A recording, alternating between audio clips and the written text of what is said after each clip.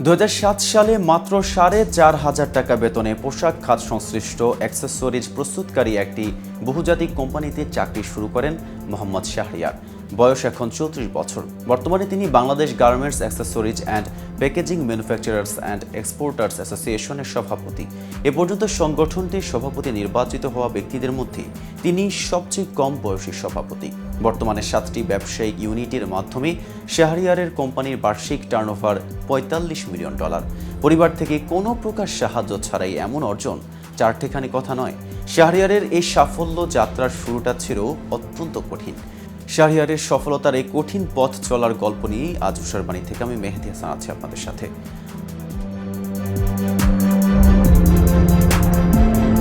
শাহরিয়ারের বেড়ে ওঠা পটুয়াখালী সদরে। তখন তিনি সবেমাত্র 4র্থ শ্রেণীর শিক্ষার্থী। আর ওই সময় একটি ঘটনা তার মনে উদ্যোক্তা হওয়ার বীজ বুনে দেয়। স্কুলের প্রধান শিক্ষকের ছেলে একটি বেসরকারি কোম্পানিতে চাকরি করতেন। আর শাহরিয়ারের পরিবারের সদস্যদের বেশিরভাগই ছিলেন সরকারি চাকরিজীবী। শাহরিয়ার একদিন তার প্রধান শিক্ষকের ছেলের কাছে তার বেতন জিজ্ঞেস করেছিলেন। জবাবে জানতে পারলেন তার বেতন 35,000 টাকা। ওই সময় 35,000 টাকা বেতন শুনে বেশ অবাক হয়েছিলেন শাহরিয়ার। শাহরিয়ারের কৌতূহল আরও বেড়ে যায়। তিনি এ বিষয়ে আরও খোঁজ খবর নিয়ে জানতে পারলেন সিনিয়র এক্সিকিউটিভের বেতন আরও বেশি। এর চেয়েও বেশি শীর্ষ নির্বাহীদের, তাদের বেতন 1,10,000 টাকা। এর থেকেই শাহরিয়ারের মনে উদ্যোক্তা হওয়ার স্বপ্ন তৈরি হয়। শাহরিয়ার বলেন, সেদিন আমি সিদ্ধান্ত নিয়েছিলাম যে আমি একদিন আমার নিজের কোম্পানি চালাবো। আমি এমন এক ভবিষ্যতের স্বপ্ন দেখেছিলাম যেখানে অনেকেই আমার কোম্পানিতে চাকরি করবে। সরকারি চাকরি থেকে অবসর নেওয়ার পর শাহরিয়ারের বাবা সাপ্লাই বিজনেস শুরু করেছিলেন। আর এই ব্যবসার কারণে 1998 সালে সাভারের নবীনগরে চলে আসতে হয় তার পরিবারকে। নবীনগরে থাকার সময় একদিন বাবার সঙ্গে শাহরিয়ারের মনোমালিন্য হয়। তিনি বাড়ি ছেড়ে কিছুদিনের জন্য চলে যান নারায়ণগঞ্জের বন্ধুদের কাছে। সেখানে 1 মাস থেকে কয়েকদিনের জন্য তার চাচার ব্যবসা সামলান। এরপর একটি অ্যাক্সেসরিজ প্রস্তুতকারী প্রতিষ্ঠান পাকসার বাংলাদেশ কোয়ালিটি অফিসার হিসেবে যোগ দেয় শাহরিয়ারকে। চাকরিতে থাকা অবস্থায় তিনি উচ্চশিক্ষা নিয়ে ঢাকা বিশ্ববিদ্যালয়ে ভর্তি হলেও কর্মজীবনে আরও বেশি মনোযোগ দেওয়ার জন্য একসময় পড়ালেখা বন্ধ করে দেন। অবশ্য পরবর্তীকালে তিনি প্রাইম ইউনিভার্সিটি থেকে বিবিএ এবং জাহাঙ্গীরনগর বিশ্ববিদ্যালয় থেকে আন্তর্জাতিক সম্পর্ক বিষয়ে স্নাতকোত্তর সম্পন্ন করেন। পাকসার বাংলাদেশ 2 বছর চাকরি করার পর শাহরিয়ার অ্যাক্সেসরিজ উৎপাদনকারী একটি স্থানীয় কোম্পানিতে প্রোডাক্ট ডেভেলপমেন্ট অফিসার হিসেবে 15,000 টাকা বেতনে যোগ দেন। এরপর শুরু হয় শাহরিয়ারের উদ্যোক্তা হওয়ার যাত্রা। 4 বছর পর শাহরিয়ার বাংলাদেশ, ভারত ও পাকিস্তানের কার্যক্রম তত্ত্বাবধানের জন্য কান্ট্রি ম্যানেজার হিসেবে এলিট প্রিন্টিং ইঙ্ক নামে একটি ব্রিটিশ কোম্পানিতে যোগ দেন। এই কোম্পানিতে চাকরির সময় শাহরিয়ার একটি ফার্ম শুরু করেন।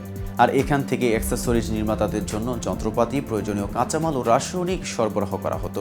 এরপর তিনি অন্যদের সঙ্গে যৌথভাবে 2টি কারখানা প্রতিষ্ঠান করেন। এলিট প্রিন্টিংয়ে মাসিক 3,000 ইউরোর বেতনের চাকরি ও ফার্ম চালানোর সময় একদিন শাহরিয়ার কসমো গ্রুপের ব্যবস্থাপনা পরিচালকের কাছ থেকে একবার অপ্রত্যাশিতভাবে আমন্ত্রণ পান। তার সঙ্গে বৈঠকে স্টিকার ও গাম টেপ তৈরির একটি যৌথ উদ্যোগের প্রস্তাব পান শাহরিয়ার। আর্থিক সীমাবদ্ধতা থাকায় প্রাথমিকভাবে দ্বিধায় পড়েছিলেন শাহরিয়ার।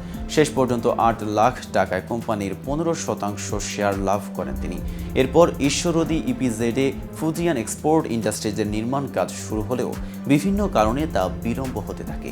পরবর্তীকালে কসমো গ্রুপের ব্যবস্থাপনা পরিচালকের উদ্যোগে গাজীপুরে ভিক্টোরিয়া ফ্যাশন ইন্ডাস্ট্রি নামে আরেকটি ম্যানুফ্যাকচারিং প্রতিষ্ঠান গড়ে তোলা হয়, যেখানে শাহরিয়ারের শেয়ারের পরিমাণ 20%।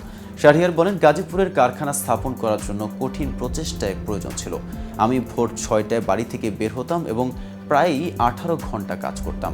এতটাই চাপ ছিল যে আমি টানা কয়েক রাত কারখানার সোফাতেই কাটিয়ে দিয়েছে। কিছুদিন পর শাহরিয়ার তার শেয়ার ছেড়ে দেন এবং রপ্তানিমুখী পোশাক শিল্পে তিনি নিজের অ্যাক্সেসরিজ ও প্যাকেজিং পণ্য তৈরির কারখানা চালু করেন। এ কাজে তাকে সহায়তা করেছিলেন তারই বন্ধু শিকদার সফিউজ্জামান। এভাবেই প্রতিষ্ঠিত হয় আদোজি ট্রিমস লিমিটেড। প্রথম কারখানাটি 2016 সালে তুরাগে চালু করা হয়েছিল।